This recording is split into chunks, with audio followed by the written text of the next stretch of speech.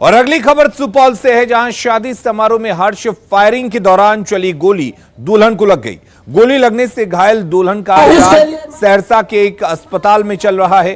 परिजनों ने पुलिस को इस घटना की जानकारी नहीं दी है। बताया जा रहा है कि किशनपुर खाप गांव से गोविंदपुर गांव बारात आई थी।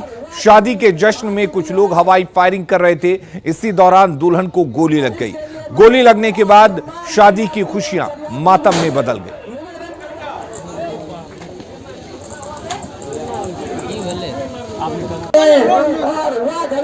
आ चुकी है।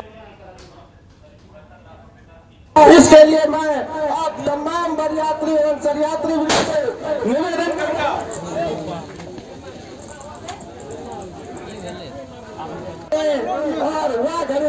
आ चुकी है।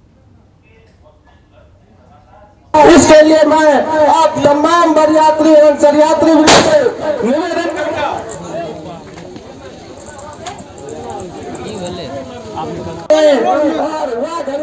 आ चुकी है। तो इन दो तस्वीरों को हम दिखा रहे थे, इसके जरिए आप समझ सकते हैं कि आखिर खुशियां कैसे मातम में बदल गई। और न्यूज़ 18 लगातार इस तरीके की तस्वीरों को दिखाता है और आपको एहसास कराता है कि हर्ष फायरिंग से बचें, यह कानूनी अपराध है। ऐसे में सवाल ये उठ रहे हैं कि हर्ष फायरिंग पर आखिर रोक है तो फिर गोली कैसे चली। सवाल यह भी है कि इस तरह की तस्वीरें बार बार सामने क्यों आती हैं। सबसे बड़ा सवाल आपको बता दें कि लगातार हम इस तरह की तस्वीरों को दिखाते हैं, लगातार हम आपको बताते हैं कि इस तरह के हर्ष फायरिंग से बचें। ऐसे लोगों पर आखिर कार्रवाई क्यों नहीं होती है, यह भी बड़ा सवाल है। और बड़ा सवाल यह भी है कि लगातार पुलिस दावा करती है कि हर्ष फायरिंग पर रोक लगेगी, तो फिर लोग समझते क्यों नहीं हैं। और बिहार में हर्ष फायरिंग की यह घटना कोई पहली नहीं है। सिर्फ इस साल की बात करें तो आंकड़े डराने वाले हैं। 14 जुलाई 2021 को जहानाबाद में हर्ष फायरिंग हुई थी, जिसमें वर वधू पक्ष से कई लोग जख्मी हुए थे।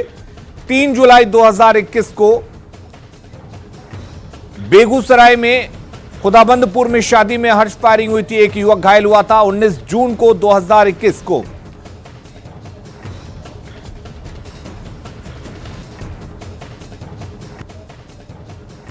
और हमारे साथ अमित झा जुड़े हुए इस खबर पर ज्यादा जानकारी के लिए। अमित, आपसे जानना चाहेंगे क्या कह रहा है पुलिस प्रशासन। हालांकि दुल्हन को गोली लगी, उसके बाद अस्पताल में भर्ती कराया गया है, क्या लेकिन अब भी जानकारी पहुंची है प्रशासन तक?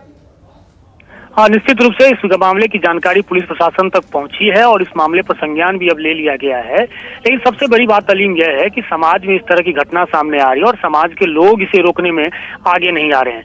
ये घटना जो हुई है कुल मिला के यही सामने आया कि अवैध हथियार से फायरिंग की गई वहां।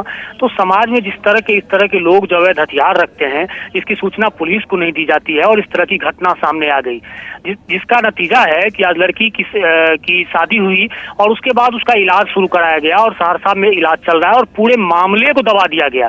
और ये मामला तब वायरल हुआ जब ये कुछ वीडियोज इसके वायरल हुए हैं उस इलाके में। उसके बाद मामले की जानकारी पुलिस के पास सामने आई और समाज के किसी लोग ने इस मामले में आगे आकर पुलिस को बताना तक नहीं चाहा। अलीम, चलिए, बहुत बहुत शुक्रिया अमित आपका तमाम जानकारी देने के लिए। कोरोना वैक्सीनेशन को लेकर लोगों में जागरूकता बढ़ी है। ऐसे में टीका केंद्रों पर लंबी लंबी कतारें देखने को मिल रही हैं। वैक्सीनेशन सेंटर पर परेशानी ना हो, इसके मद्देनजर केंद्रों पर कई इंतजाम किए गए हैं, लेकिन सोशल डिस्टेंसिंग के पालन को लेकर लापरवाही अभी भी बढ़ती जा रही है। कोरोना की तीसरी लहर की आशंका के बीच लोग यहाँ कोरोना का जो टीका केंद्र है वहाँ पे काफी भीड़ जुटने लगी है।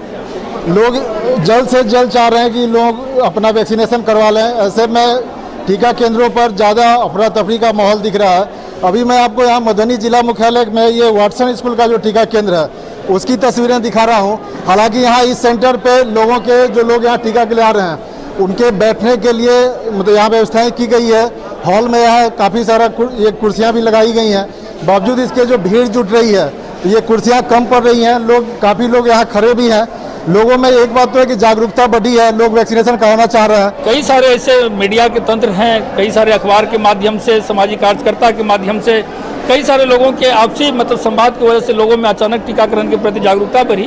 भरसक प्रयास किया जा रहा है कि लोग सोशल डिस्टेंसिंग का भी पालन करें और यहाँ जो लोग आ रहे हैं टीका के लिए उन्हें भी कोई परेशानी ना हो, लोग अपनी बारी का एंजॉय करें। इस दौरान लोगों के लिए यहाँ बैठने की व्यवस्था है। अमित रंजन, न्यूज़ 18 मधुबनी। कोरोना टीका